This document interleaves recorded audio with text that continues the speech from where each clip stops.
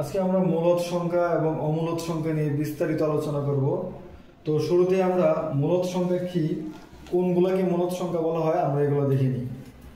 মূলদ সংখ্যা মানে হচ্ছে সকল পূর্ণ সংখ্যাকেই মূলদ সংখ্যা বলা হয়, যেমন 4, 5, 6, 7, 8, 9, 10 যা আছে, অর্থাৎ যত পূর্ণ সংখ্যা আছে সবই মূলদ সংখ্যা।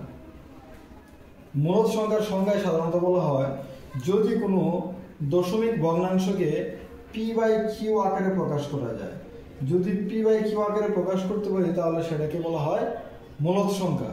এটা মানেটা কি? যেমন 2.5কে যদি আমরা বলি এটা কি মূলদ নাকি অমূলদ? এখন প্রশ্ন হচ্ছে 2.5কে কি আমরা p/q আকারে প্রকাশ করতে পারবো? পারবো। কিভাবে? কারণ 2/5 মানে আমরা যদি বলি এটা যে 5কে যদি আমরা 2 দ্বারা ভাগ দিই, 5কে 2 দ্বারা ভাগ দিলে কি পাওয়া যায়? এই 2.5 পাওয়া যায়।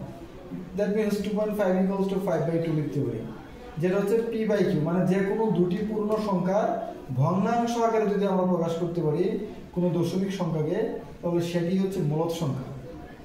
তবে আমি বোঝার জন্য ট্রিক্স হচ্ছে সকল সসীম দশমিক ভগ্নাংশই মূলদ সংখ্যা। মানে আমি লিখে দিচ্ছি কি ব্যাপারটা বললাম, সসীম দশমিক ভগ্নাংশ, সসীম দশমিক ভগ্নাংশই হচ্ছে মূলদ সংখ্যা।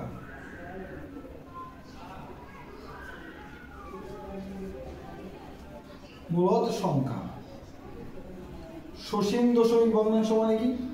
যে দশমিক ভগ্নাংশটা সসীম হবে, যেমন 2.5 এটা হচ্ছে আমার সসীম। এখন যদি আমি লিখতে থাকতাম 2.5439 কত পর্যন্ত আছে আমি জানি না, এরকম যদি হয় তাহলে এই অসীম পর্যন্ত যদি চলতেই থাকে তাহলে এরকম অসীম দশমিক ভগ্নাংশ সেটা হয়ে যাবে আবার মূলদ সংখ্যা। কিন্তু সেটা যদি সসীম হয় মানে সীমিত হয়, 3টা 4টা সীমিত পরিমাণ হয়, তাহলে এগুলো মূলদ সংখ্যা। যেমন এখানে আমরা দেখতে পাচ্ছি 2.5 এটা মূলদ সংখ্যা। ঠিক সিমিলারলি আমি আরেকটা যদি বলতে চাই, আর একটু বড় যদি থাকে ওইগুলো হবে, এগুলো আমাদের খেয়াল করে নিতে হবে। অর্থাৎ যেগুলো আমাদের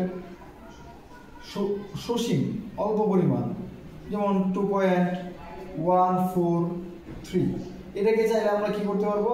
p/q আকারে প্রকাশ করতে পারবো। এই হচ্ছে মূলদ সংখ্যা। মূলদ সংখ্যার আরেকটা ব্যাপার আছে, এটা আমি একটু বলে দিচ্ছি। আমরা সবাই জানি আবৃত্ত দশমিক সম্বন্ধে আমাদের ধারণা আছে। আবৃত্ত দশমিক মানে হচ্ছে দশমিকের পরে যদি একই সংখ্যা একটি অথবা দুটি পরপর রিপিট হয়, বারবার যদি পুনরাবৃত্তি হয়, তাহলে এটাকে বলে আবৃত্ত দশমিক। যেমন 2.56 এই 5 আর 6 এর উপর যদি দুইটা ফোঁটা দেওয়া হয় এদেরকে বলা হয় কি? আবৃত্ত দশমিক সংখ্যা। এই আবৃত্ত আমি লিখে দিচ্ছি কি? আবৃত্ত দশমিক সংখ্যাগুলা অবশ্যই সবই হচ্ছে মূলদ সংখ্যা।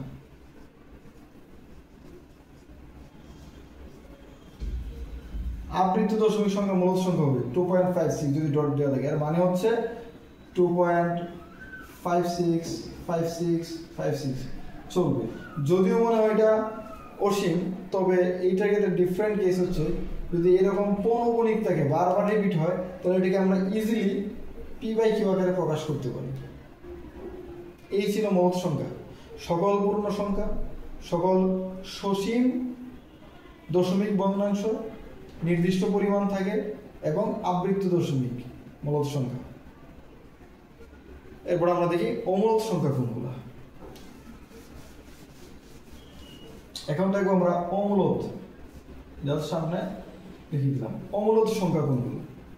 অমূলদ সংখ্যা হচ্ছে যদি কোনো আমরা সংখ্যাকে p/q আকারে প্রকাশ না করতে পারি, p/q আকারে যদি আমরা প্রকাশ না করতে পারি তাহলে সেটাই হয়ে যাবে অমূলদ সংখ্যা।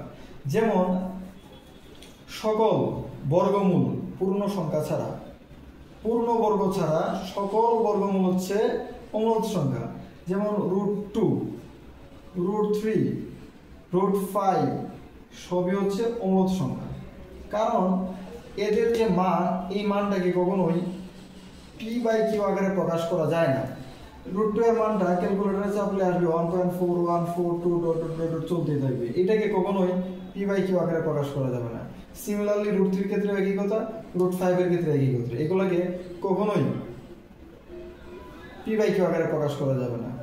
কিন্তু যদি কেউ বলে রুট 4 এটা কি মূলদ নাকি অমূলদ, এটা অমূলদ হবে না, এটা হবে মূলদ। কারণ রুটের ভিতরে যে 4 এটা হচ্ছে পূর্ণ বর্গ সংখ্যা। 4কে আমরা কি লিখতে পারি, 4কে আমরা লিখতে পারি 2 স্কয়ার।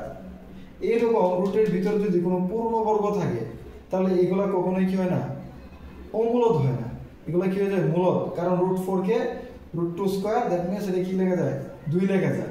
2 তো একটা পূর্ণ সংখ্যা, যেটা অবশ্যই কি হবে, মূলদ সংখ্যা হবে। ওকে, তাহলে এই যে রুট 2, রুট 3, রুট 5 এগুলাকে যদি আমি অন্য কিছু দ্বারা ভাগও দেই তাও এটা কি হবে, অমূলদেই থাকবে। যেমন রুট 2কে যদি আমি 5 দ্বারা ভাগ দিই, 3, 2, 4 যে কোনো সংখ্যা দ্বারা ভাগ দিই, তাহলে অবশ্যই কি হবে, এটা অমূলদেই থাকবে, এটা আর মূলদ হবে না। তো এই হচ্ছে আমাদের মূলদের কনসেপ্ট। আরেকটা ব্যাপার আমরা সহজে মনে রাখতে পারি, যেহেতু অসীম দশমিক ভগ্নাংশ, অসীম দশমিক ভগ্নাংশগুলো অবশ্যই কি হবে, অমূলদ হবে।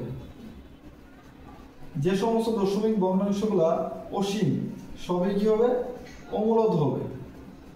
যেমন যদি বলে দেওয়া থাকে এরকম 5.5.432 1 5 6 ডট ডট ডট ডট অসীম পর্যন্ত চলতেই আছে। তো এরকম অসীম দশমিক ভগ্নাংশগুলা অবশ্যই কি হবে, অমূলদ হবে, অমূলদ হবে। তো আজকে এই পর্যন্তই। আশা করি সবাই বুঝতে পারছেন মূলদ অমূলদ সংখ্যা কি এবং এদের মধ্যে পার্থক্য কি। Thank you.